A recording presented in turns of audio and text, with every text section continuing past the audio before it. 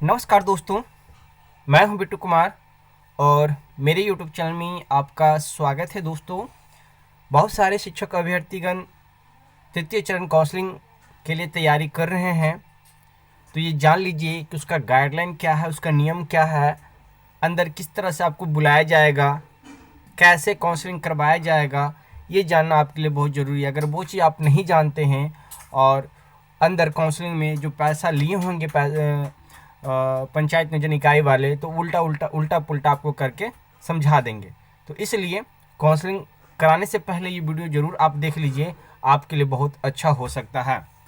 देखिए, पहले किस तरह से किस अभ्यर्थियों को बुलाया जाएगा उसका डिटेल इसमें दिया हुआ है। कुछ पॉइंट 1 से लेके 14 तक है, ये आपको जान लेना बहुत ज़रूरी है। तो चलिए पॉइंट बाय पॉइंट हम आपको समझाते हैं। पहला नंबर पॉइंट जो है, दिव्यांगजनों अभ्यर्थियों यानी कि जो पीएच हैं, जो दिव्यांगजन होते हैं उनको पीएच बोला जाता है। सभी कोटि के पुरुष या जो महिला हों, दिव्यांगजन में याद रखिएगा, दिव्यांगजन में पुरुष या महिला अभ्यर्थियों का चयन होगा। जिनका चयन होगा वह अपने कोटि के रिक्ति में समाहित होंगे। यानी कि ये शिक्षा विभाग की तरफ से गाइडलाइन जारी किया गया है। प्रथमे जब राउंड की काउंसलिंग हो रही थी उसी समय ये गाइडलाइन जारी किया गया था और बताया गया था। उस समय डॉक्टर रंजीत कुमार सिंह थे प्राइमरी के डायरेक्टर, उन्हीं की तरफ से ये लेटर जारी किया गया था। तो हम सोचे एक बार फिर से इसको आपको बना दें, क्योंकि बहुत सारे शिक्षक के व्यक्ति के पास ये लेटर नहीं होगा। अगर नहीं होगा तो ये इसका स्क्रीनशॉट आप ले लीजिएगा, नहीं तो मेरे व्हाट्सएप पे आप ले लीजिएगा। तो ये पॉइंट आप समझ गए कि सबसे पहले दिव्यांगजनों का सिलेक्शन होगा, जो पुरुष हों या महिला हों। और जब उनका सिलेक्शन होगा तो वो अपने कोटि में चले जाएंगे। यानी कि अगर वो जिनका चयन होगा वो अपने कोटि के रिक्ति में समाहित हो जाएंगे, जहां उनका रिक्ति होगा। यानी कि पीएच का रिक्ति, दिव्यांगजन का रिक्ति होगा, वो दिव्यांगजन में समाहित हो जाएंगे। दूसरा नंबर पॉइंट में आप समझिए स्वतंत्रता सेनानी का, यानी कि जो फ्रीडम फाइटर के जो पोता पोती नाती नतनी बेटा बेटी भतीजा भतीजे इतने तक को छूट होता है, जो आते हैं स्वतंत्रता सेनानी के कोटा में। सभी कोटि के पुरुष, यहाँ देखिएगा सभी कोटि के, कोई एक कोटि के नहीं, सभी कोटि के। यहाँ भी था सभी कोटि के, सभी कोटि में आ जाएंगे। UR, URF, EWS, EWSF, BC, BCF, EBC, EBCF, SC, SCF, ST, STF और जो कुछ आते होंगे वो सारे इसमें आ जाएंगे सभी कोटि में। तो सभी कोटि के पुरुष या महिला अभ्यर्थियों का चयन होगा। जिनका चयन होगा वो अपने कोटि के रिक्ति में समाहित हो जाएंगे। यानी कि अगर वो जनरल के हैं तो जनरल में सिलेक्शन होगा, लेकिन वो अपने कोटि में यानी कि स्वतंत्रता सेनानी की जो सीट होगा उसमें वो आके मिल जाएंगे। ये 1 और 2 पॉइंट हमने आपको समझा दिया। उसके बाद जो तीसरे नंबर पे अगर कॉलिंग होगा, मान ले कि पहले नंबर का पीएच नहीं होते हैं, दूसरे नंबर का पीएच नहीं होते हैं वहाँ जगह पे, तो यहाँ पे अनारक्षित कोटि का सीट आ जाएगा। अनारक्षित कोटि किसे कहते हैं? तो यूआर को कहते हैं। यूआर में वैसे आएंगे सभी कोटि के पुरुष या महिला अभ्यर्थी का चयन होगा जिनका सबसे हाई मेरिट है। याद रखिए, यहाँ पे ऑल कैटेगरी का मेरिट पे आ जाता है। जब यूआर की बात आती हो तो वहाँ पे मेरिट का आ जाता है। अगर मान लीजिए कि आप बीसी हैं और कोई कैंडिडेट यूआर है और यूआर का 74.5 है और बीसी का 75.5 है, तो सबसे पहले मेरिट के अनुसार होगा अनारक्षित कोटि में, यानी कि ये अनरिजर्व है, उसमें आपका सिलेक्शन होगा। तो अनरिजर्व में कौन आ जाएंगे? जो सबसे ज़्यादा मेरिट जिनका होगा, चाहे वो किसी कैटेगरी का हो, चाहे वो मेल हो फीमेल हो, यहाँ पे कोई आरक्षण का लाभ नहीं उठा सकते हैं। सेम वही प्रोसेस यहाँ पे यूआरएफ का होता है, लेकिन यहाँ पे थोड़ा सा नियम बदल जाता है। नियम इसलिए बदलता है कि यहाँ सिर्फ आरक्षित महिला आ सकती है, अनारक्षित महिला। अब यहाँ पे मेल कोई भी कैटेगरी का मेल नहीं आएंगे, लेकिन सभी कैटेगरी का फीमेल यहाँ पे आ सकते हैं, चाहे वो किसी भी जगह को हो क्यों ना हो। तो अनारक्षित महिला कोटि यूआरएफ सभी कोटि के महिला अभ्यर्थियों का चयन इसमें किया जाएगा। 5वें नंबर पे देख लीजिए पिछड़ा वर्ग, जिसको हम लोग बोलते हैं बीसी।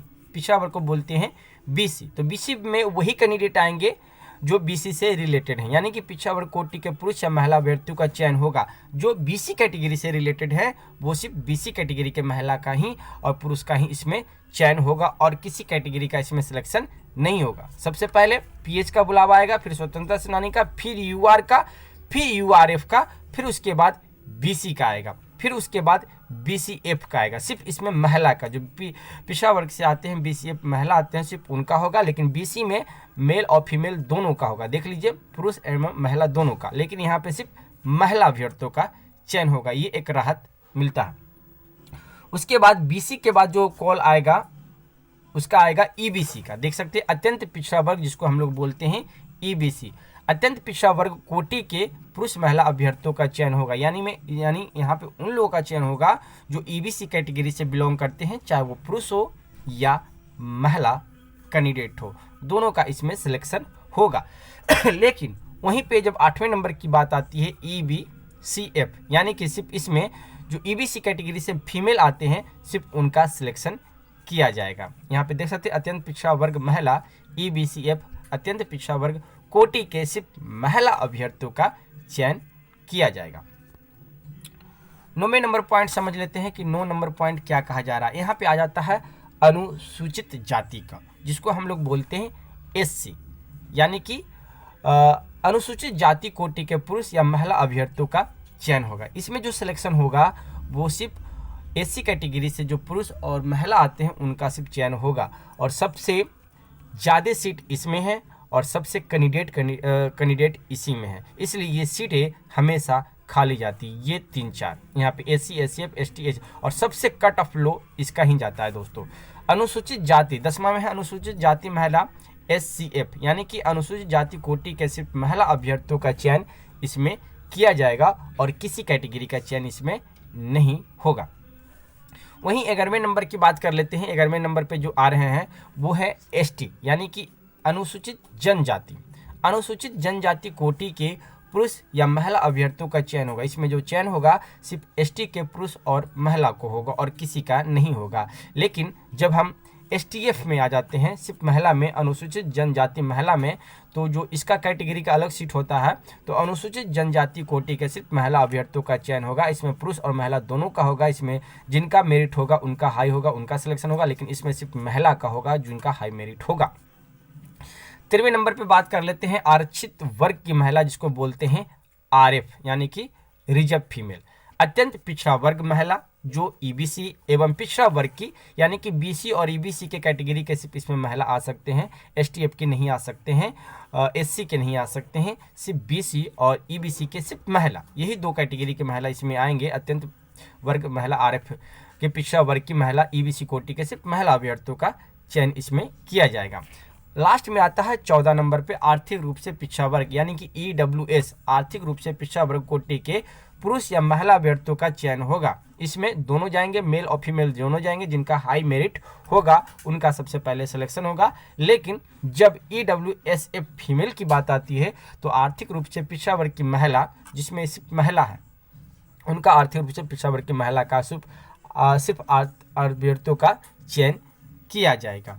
तो एक विशेष रूप से ये 15 लाइन का जो आंकड़ा था वो हमने आपको समझाया दोस्तों। हमें आशा है कि इसी तरह से आप वहाँ पे भी काउंसलिंग करवाइएगा। अगर इस तरह से उल्टा पुल्टा कहीं देखिएगा कोई BC का पहले ले लेगा, UR का पहले ले लेगा, EWS का पहले ले लेगा, तो वहाँ पे आप कंप्लेन कर सकते हैं कि नहीं, आप पहले PH का लीजिए, स्वतंत्रता सेनानी का लीजिए, UR का लीजिए, क्योंकि अगर वहाँ पर आप कर देगा बाद में आपका सिलेक्शन रद्द कर दिया जाएगा, तो आप भी थोड़ा सा फिर आपका कोई उपाय नहीं है नियोजन रद्द होने के बाद। तो इसलिए वहाँ नियम के अनुसार ही कीजिएगा। अगर जहाँ गलत होगा तो वहाँ बताइएगा कि ये गलत है, इस तरह से आप नहीं कीजिए। तो हमें आशा है कि ये 15 लाइन को आप अच्छी तरह से समझ गए होंगे। अगर नहीं समझे होंगे तो फिर आप कमेंट करके बताइएगा, उस पर स्पेशल वीडियो हम लेके जरूर आएंगे। तो ये वीडियो आपको कैसा लगी दोस्तों, आप हमें कमेंट करके बता सकते हैं। और ऐसे ही वीडियो न्यूज़ पाने के लिए हमारे चैनल पर बने रहें। फिर मिलते हैं एक नेक्स्ट वीडियो में। धन्यवाद दोस्तों।